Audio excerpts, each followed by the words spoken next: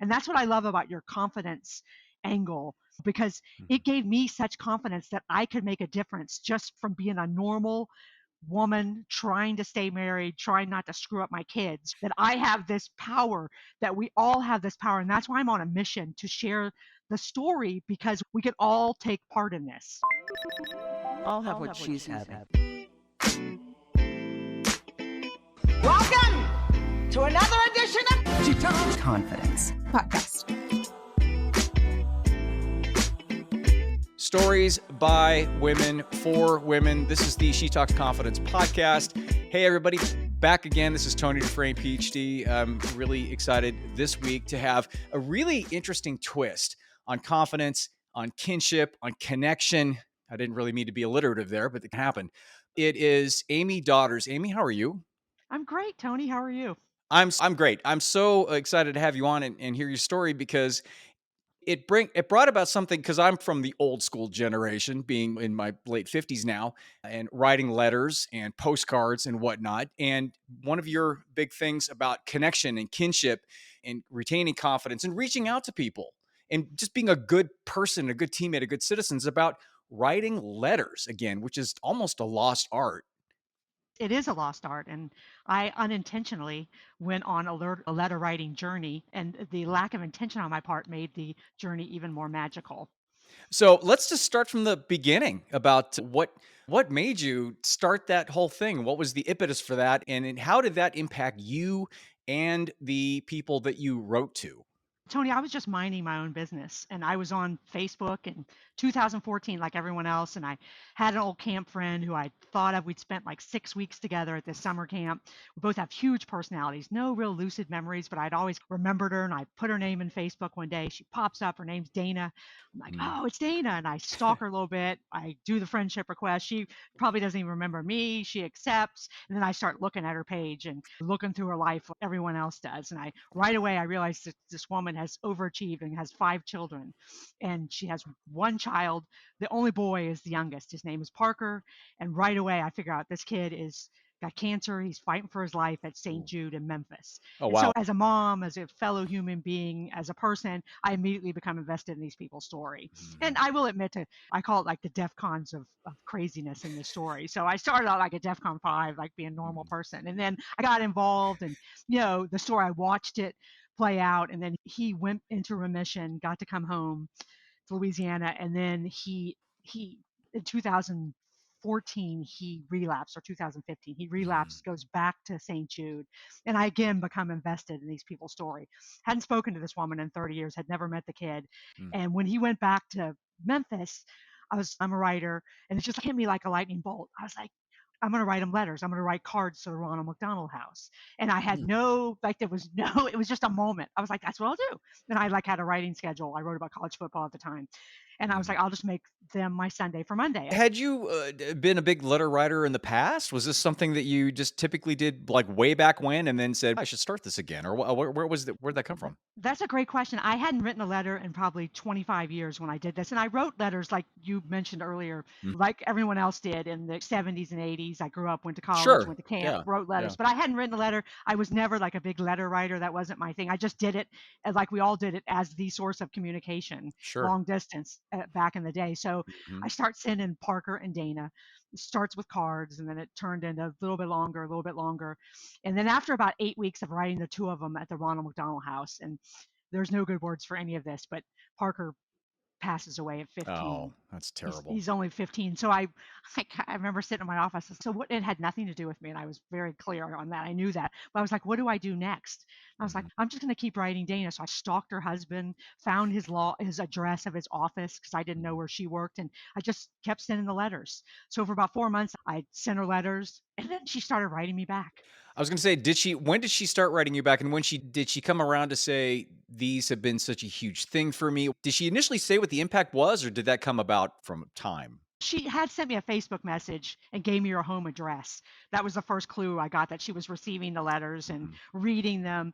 And right away she was like, "You have no idea what these letters mean," especially the fact that they kept coming past, like when the casseroles all stopped coming, Mhm. the process of supporting grieving people. And Yeah. she said, "We just can't believe someone who we barely remember from 30 years ago would Mhm. take the time to. So there was power that the letters kept coming, and I remember sitting going, this is stupid, this is crazy, why are you sending this woman these letters, and it's not going to do any good, because it was just craziness. And then so she starts writing me back, she starts telling me about her grief, about her life, I start telling her about my life, looking at my life from the outside in. These cards turn into letters, like long letters, and we started to trust each other. There was this unbelievable trust created Mhm. because there's this vacuum. I don't know what she believes. She doesn't know what I believe. Mhm. We don't know what our political, we know nothing. We're just sharing about everything. And it was this profound connection of trust that shouldn't be there, Mhm. this intimacy that I did not expect. We became just like each other's. We anchored each other somehow through the mail, still Mm. not speaking, no electronic communication. So I sat back after about 4 months, 6 months of writing her, and I was like, man, if all this can like change my life with this one random girl, what about these other five or 600 people? So I was like, and this is where like we went to DEFCON 2. I was like, here's what we're gonna do. Yeah, I'm right. gonna stick all 600 of my Facebook friends' names in a box, and I'm gonna pull one out every day, and I'm gonna start writing these people letters. And so I literally, in 18 months, I had stationary Amy Daughters, your Facebook friend, at the Uh-huh. top. And I wrote 580 handwritten letters, and it blew up my life. So I went from being a girl who and I had no intentions of doing anything but writing these letters, and it blew up my life. And now I went from a girl who hadn't written a letter in 25 years to a girl who will literally take any opportunity to talk about letter writing. That's incredible, and with 580 letters, and even with the first woman that you were writing letters to, how did you start that? And do you have a process in terms of how that kinda goes along, and was there a lot of follow-up from the 580? I can imagine that your wrist is very sore. Oh yeah, no, I still have a callus on where my pen rested, and I still write Dana every week. The process of writing the letters, that's a great question because what are you going to say to these people? And Sure, I didn't even yeah. think this through because I like had a journal and I Uh-huh. put down like the rules. Here's the way we're going to do this. That's how I work. Here's the Mhm. way. And I never thought I was going to finish. I don't really think I was thought I was serious, but it gained so much momentum, and it changed my life so profoundly that I could not stop. And then I had people after a certain number of letters, people started to expect it once the cat was Yeah, out of the bag that I was writing the letters. But that's the best question: is what do you say in a letter? And sure. it did turn into a process, not that I planned on having, but and here's really the power in the whole thing is the way I ended up going about writing the letters. Because first of all, I would have to go because in a lot of cases, if you think about your 600, 500, 1,000 friends, whatever your number is, 200, you're some of these people you're not going to have seen in 30 years, or you're going to Sure. have danced at some wedding with, and then you were like had a couple vodka gimlets and friended them in the women's bathroom, or whatever your story is. Uh-huh. And so the first thing I would do is what I did with Dana on that first day that she accepted my friendship request. I'm gonna go look at their page.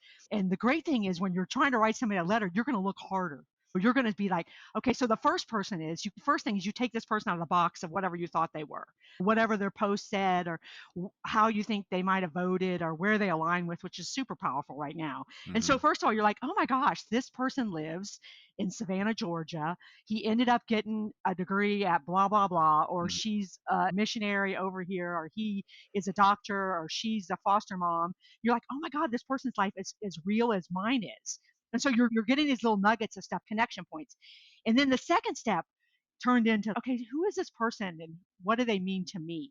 And giving them the personal value back that they had whenever you interact with them. And so then all of a sudden, the combination of those two things, here's a real person with a real experience who's suffered losses and triumphs and was struggling against this. And here's what they mean to me. Oh my gosh. Then it's easy to write this personal letter because what you're going to do is you're going to be like, hey, congratulations on. I had a guy who won an Emmy who I went to high school with, and I had no idea. Like, Wow. congratulations on your Emmy, or I'm sorry that you lost your mother, and I see that your sister's battling cancer. You say these things that you would say to them if you saw them in person, if you even knew. And then the second thing I did is I was like, hey, Tony, remember when we were in high school together and my grandfather died and you sat with me by the payphone and you were like, I'm sorry.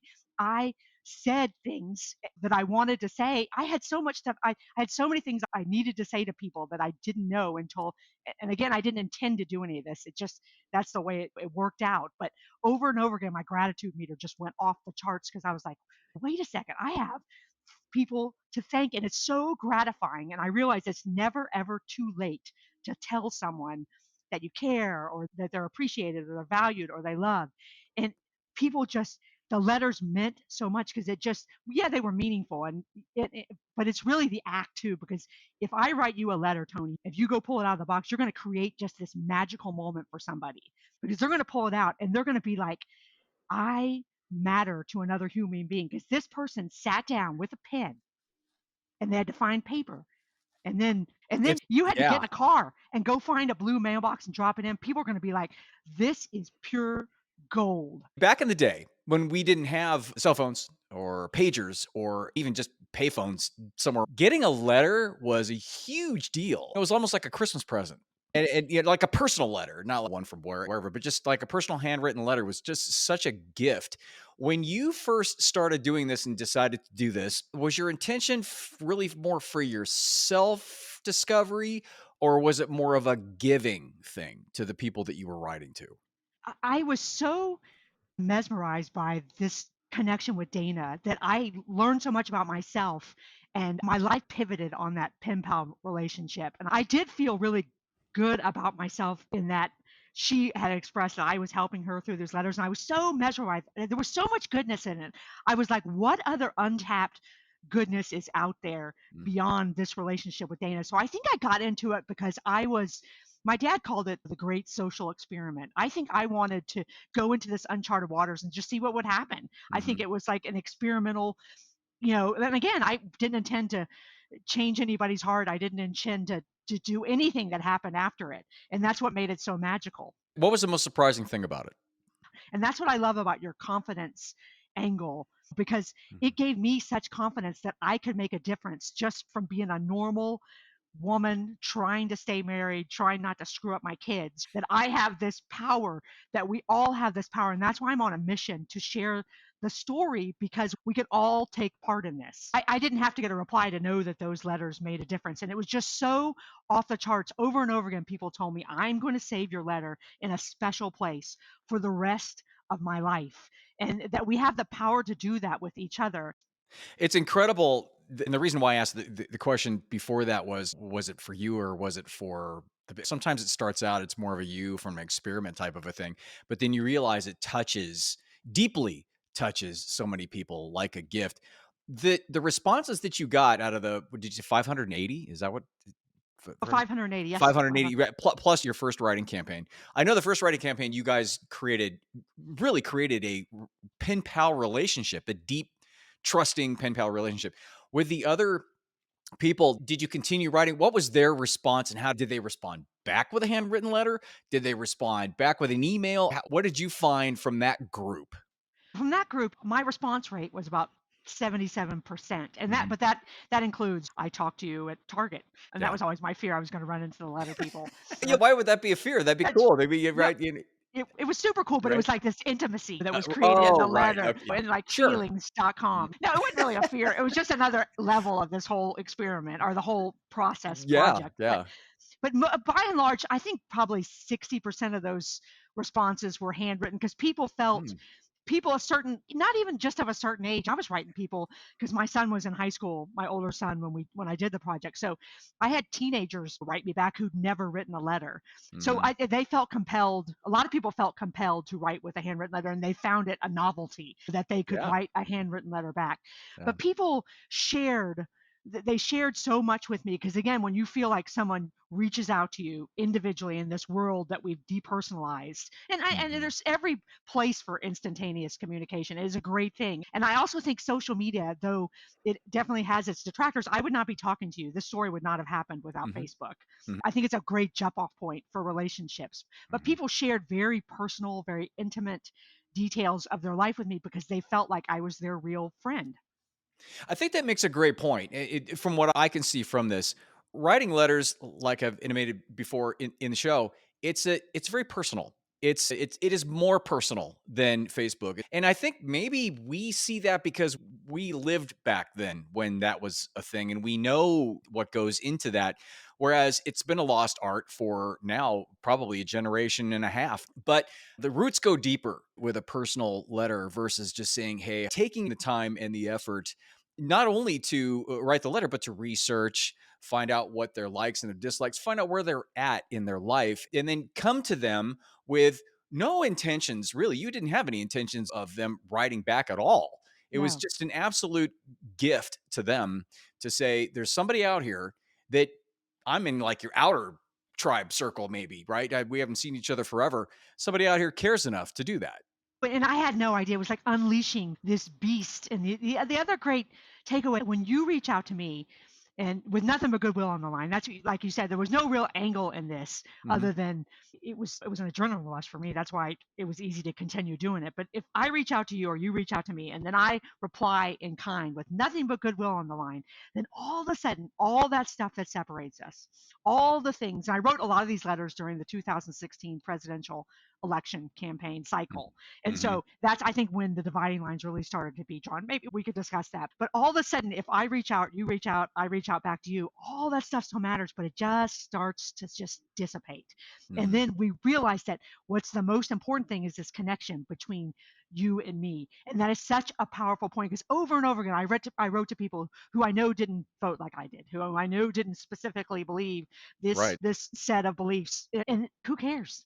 Who cares? Because that's my friend. Tony's Right. my friend from high school, and that's the other element of this message that's so powerful is that it is a way we can meet in the promised land of human connection because there's this chasm between us right now, but it is a way for me to reach out, reach my hand across, and you reach back. It's like a safe space where we can be like, that's all true, all these bullets are flying over our head, but Yeah. we one person, one connection, one handshake at a time, we can turn the tide.